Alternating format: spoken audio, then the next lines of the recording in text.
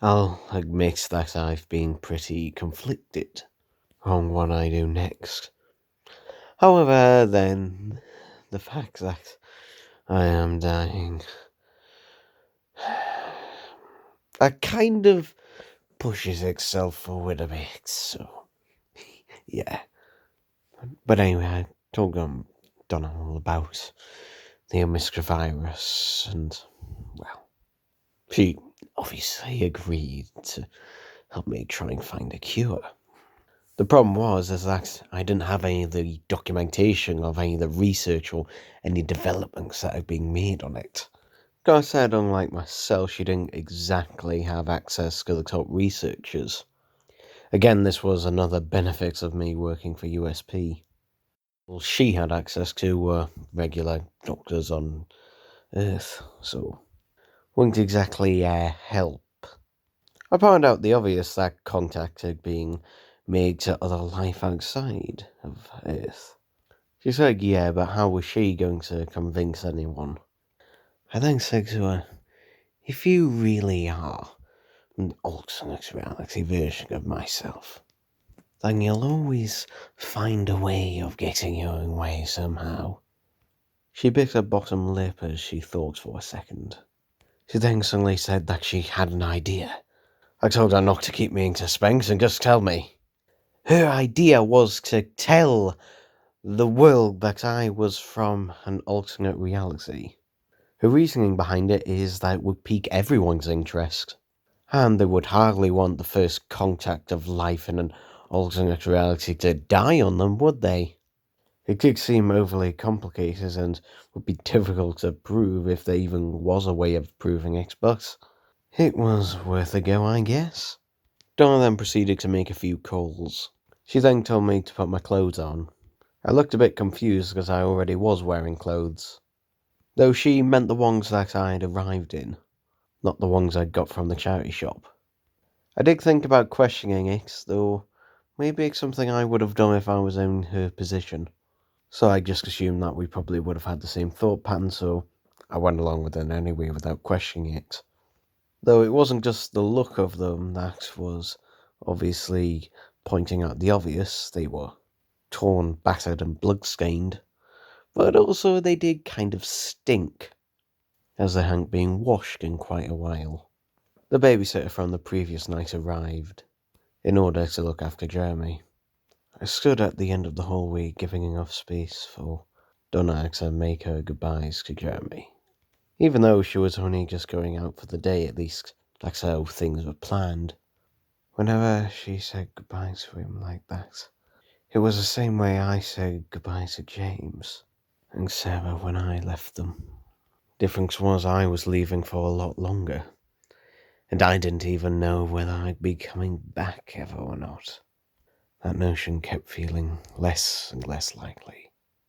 But anyway, Donna hugged and kissed Jeremy goodbye. We both then entered the taxi. For the first 5 minutes, everything just seemed to be perfectly fine, perfectly normal, until Donna noticed that we weren't going in the right direction. I had no idea where exactly we were going, so I couldn't exactly say either or. But I did notice that this taxi driver was driving us into the middle of nowhere. The taxi finally stood to a halt, throwing us both slightly forward. If we didn't have our seatbelts, we'd probably injure ourselves pretty badly. But besides, that was the least of our worries. The taxi driver finally turned round and pointed a gun at both of us.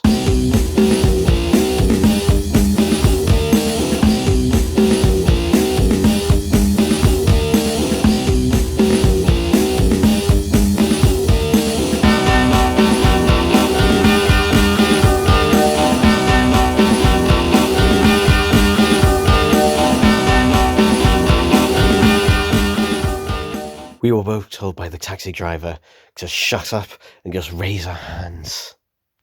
I was unfortunately far too familiar with having guns pointed at me, so I did so pretty calmly. However, Donna was shaking. It sounded like she was trying to mutter words out, or if she was just seconds away from screaming. Clearly, this was not a regular occurrence for her. Our gun-wielding taxi driver continued to use standard intimidation tactics to try and get us to shut up. I then decided to put into action something that I'd tested out before, but didn't always 100% work. I attempted to mimic a sound of a police officer, saying "freeze, put your hands up," but also doing it while keeping my mouth perfectly still, whilst also trying to throw the voice, so that wouldn't be obvious that it was coming from me. A distraction technique. Something USP suggested that I intake in learning, after the number of break-ins that had happened in my house. I could mimic it pretty seamlessly, but throwing the voice was difficult. However, I did give it a go. It did make our taxi driver turn slightly. Not as much as I wanted, but I realised this was my only chance. I grabbed the barrel of the gun with my right hand, pushing it to the floor, and using the claws on my left hand, I dug them into the taxi driver's face. He screamed out in pain, relinquishing his grip on his gun, which Donna then picked up and aimed it right at him. I then relinquished my grip on his face, but I did place a hand around his neck. I told him, "Try anything, and I will rip your face off. And I do mean literally." He was barely able to look at me, mainly because of the amount of blood pouring over his face. I dug my claws in very deep. He was losing a lot of blood. Donna then grabbed her phone and began dialing 999. However, I stopped her, grabbing the phone out of her hand. She then proceeded to slap me across the face, which really hurt, and asked me what I was playing at. I then turned back to the taxi driver, whom I was still holding by the neck. Although I was facing him, I was addressing both him and Donna. "First, you give us answers. You tell me everything I want to know. And I do mean everything. Then we phone the police and an ambulance for you. If not, well, how long do you think you'll last before you bleed to death? Even if you don't, that looks pretty nasty. You'll probably get an infection. Oh, and there's also the fact that I've got my hand round your neck. And you know I do normally like to clench my fists." The taxi driver was now weeping. Donna then tried to talk me out of what I was saying. She said I would be put in prison and locked up, and there's nothing she could do about it. And then there would be no chance for me to get a cure for the Omicron virus, or any chance of ever getting back to my own reality. I said to her, "Only gives me more reasons to be less patient. Answers." I tightened my grip round his neck. "He's contacted me," he said. "Who? A name?" "Fellow." I whacked the taxi driver's head against the car seat, which knocked him out. Donna checked to see if he was still alive. She then turned back to me and demanded me to give her her phone, which I did. She then called the police and an ambulance.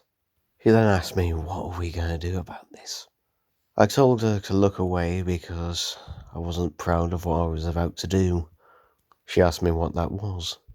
I told her to make the taxi driver not look as bad would mean a lot of the blood would need to be cleaned up, and the smell of it piercing my nostrils, the taste of it just beckoning me. I wasn't even able to finish my sentence before I started licking it all up. I could tell Donna was disgusted with me. She got out the taxi and just stood outside with her back to it. I couldn't blame her. I'm disgusted with myself for doing it. But it was there, it was something necessary, something that had to be done.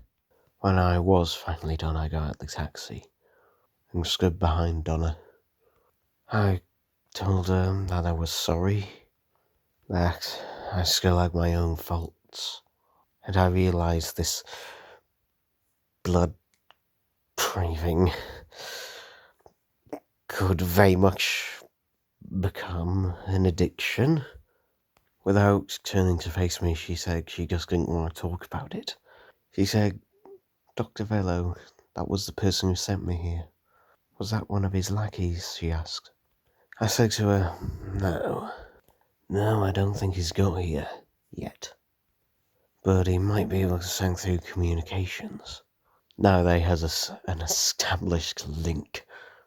I reckon that guy was probably just hired help with promises of who knows what. Gar then said, so we still need you. I then finally walked round to stand in front of her, so that I could face her. Us. He needs us. Having us both here together must make it stronger. Maybe that's how he was able to send a communication link through. Otherwise, I imagine he probably would have hired someone to come after me yesterday. We then heard sirens in the distance, getting closer. The police and an ambulance was drawing in. As I tried to turn round to look, Donna pulled me back and quickly wiped the blood off my face, so that it wouldn't be obvious that I'd just... Well, I'm not saying it again. An officer approached us asking if we were okay and if we were okay to give statements. We both did and gave accounts of everything that happened, leaving out a few of the details. You might be wondering, why do I bother telling you them in this podcast, eh? Well, for one, who knows if anyone will ever hear it? Who knows if I'll ever get back? And also, if I do get back, I can't exactly be charged for something I did in an alternate reality because, well, that's not against the law. No law against it. Which means I could commit murder. Which means if Dr. Mello ever showed up in this reality and I killed him in it, well, if I made it back to my own reality, no one would be able to do anything about it. And as for this reality, I and he don't officially exist. This was the plan I came up with whilst I was giving my statement. We weren't even called away to the police station. They just seemed to take our, or should I say, Donna's words for it. I guess her being in the position she was did pay. Either way, it meant at least the police weren't going to be a nuisance to us now. Because now I had some investigating to do of my own. Immediately after the police were done questioning me, I started off. Donna chased after me, asking me where I was going. I told her to keep walking and don't make it obvious, and I presented her with some papers that I had taken from our taxi driver just before the police arrived, when I was cleaning up the blood off the body. It was a bank statement for the day that the kidnapping took place, meaning that it was up to date. He clearly must have received it this morning. He just hadn't had time to go through it yet. But that wasn't the important thing. I wasn't interested so much in the money that he was making. No, something far simpler that this had on it. His address. We decided to use public transportation.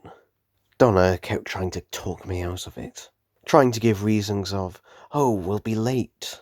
Though clearly the thing that was worrying her was clearly what I had in mind. Breaking in. Which is what I ended up doing. Well, I say breaking in, it's hardly breaking in when you have a key. Something I also may have taken. The address led us to an apartment. The lights were off and the curtains were closed, though there was still an illuminating glow across the room. He'd left his computer turned on. He must have been in quite a rush this morning, I said as I sat down in front of it. Donna closed the front door as I began investigating.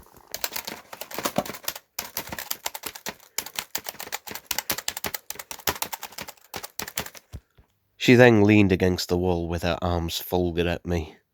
and asked me if it was worth it. I'll admit I wasn't really paying attention to her at this point, so my only response was, uh-huh. Donna then said, I hope you like prison food, just as much as you like blood, because it seems like you're going to be getting a lot of that. Very, very soon, I think. Uh-huh, I replied to her. She then slammed down her hands on the desk and said, Look at me, Donfrey. I finally started paying attention and did as she asked. Once she had comfortably locked eyes with me and confirmed that I was paying attention, she then finally asked me, How did we get here? I thought you were just like me. I then placed my hand on hers and replied, I am just like you, and you're just like me. Doesn't mean we're exactly the same.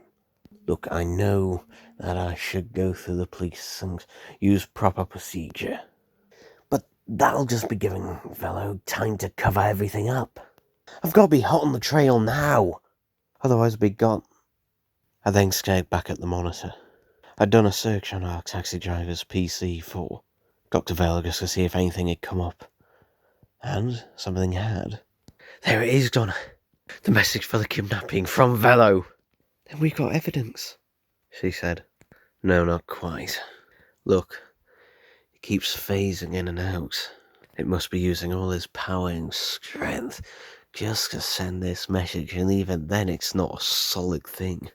I scrolled down on the message, and then threw myself back into the chair. Oh no. A thing of bloody idiots. At the bottom, the message said, Thank you for coming so promptly, Donfrey. Donna then started looking round for security cameras, convinced now that we were being watched. I told her, Don't bother looking for security cameras, Donna, I doubt there'll be any. She then said to me, Then how? I interrupted her. Then how did he know I'd be here? How does he know I'm here now? Come stand over here next to me again. She looked as if she was questioning my logic, though she did come and stand next to me again. Then I said, Okay, now look at the screen. See how it's now all solid? No longer phasing in and out. The closer physically we are together, and I don't mean emotionally, I mean like actually physically, and, well, we couldn't get any closer than we were last night. It's just a theory, but with this evidence, I reckon it must be strengthening the connection between your reality and mine. You're being so stupid! This is exactly what Dr. Velo wants. He knew that taxi driver would be bloody useless. He just needed to lay a nice little break shield just to lead me here. And he knew that you would be with me as well.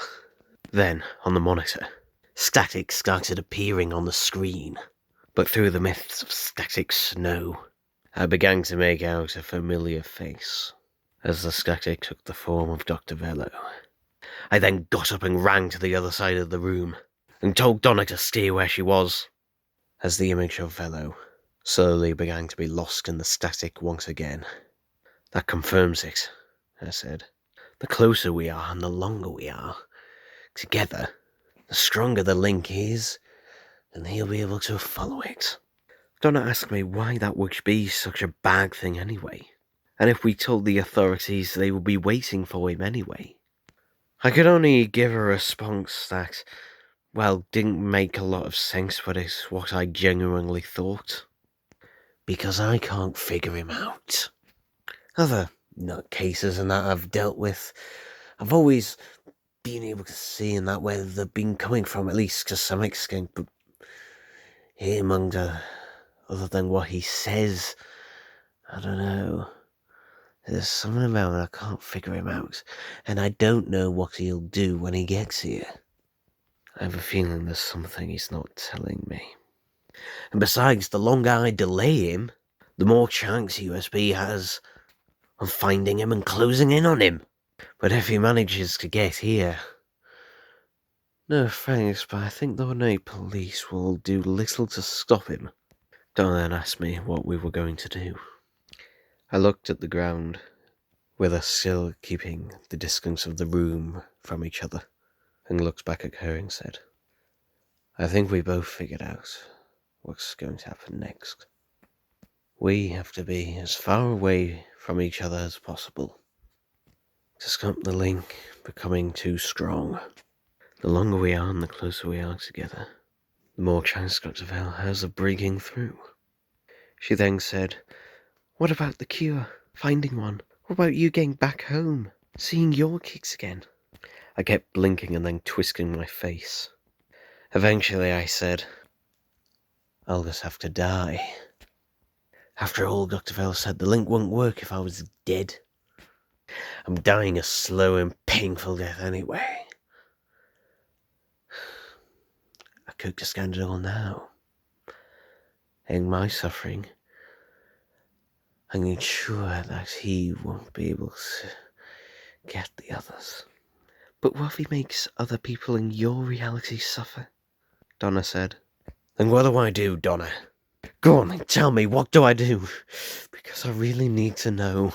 I wish someone could just give me an answer. Because I just don't know what to do. My whole life, I just made it up as I went along. Even today, coming here, I didn't know I'd find anything. And even if I did, I wouldn't know what to do with it. Here's the proof. I have no idea what I'm doing. I covered my face with my hands and had a moment to myself. Darling stated something that was quite obvious to me. If he has to come through and follow the link, surely he'll appear, well, near to where we are. So we just kill him when he gets here. I poked my eyes through my fingers, and then slowly removed my hands from my face. I then took a single step towards Donna, but then backtracked. He'll probably come with guards, and they'll most certainly be armed. They'll probably kill both of us. Then why don't we get the authorities? She said again. I then scrunched up my brow as I considered my options. I then had an idea. I then asked Donna, do you know where there's any warehouses, ones that'll preferably be empty or be able to be emptied of any personnel ASAP? She nodded. Good. Book one out for us now. We're going to need it. Donna looked at me a bit confused, and then seemed to be in a train of thought herself as she was trying to work out exactly the plan that I had thought of. She then seemed to give up on this and just go with it, as she pulled her phone out and made the call to book the warehouse in order for my plan to work. It may seem odd and not the conventional way to do things, or not even the easiest. However, I did also realise Dr. Vella would have also considered the most obvious and easiest ways. So using the non-conventional approach, and the less predictable one, would be my best shot. It didn't take long for Donna to rent out a warehouse.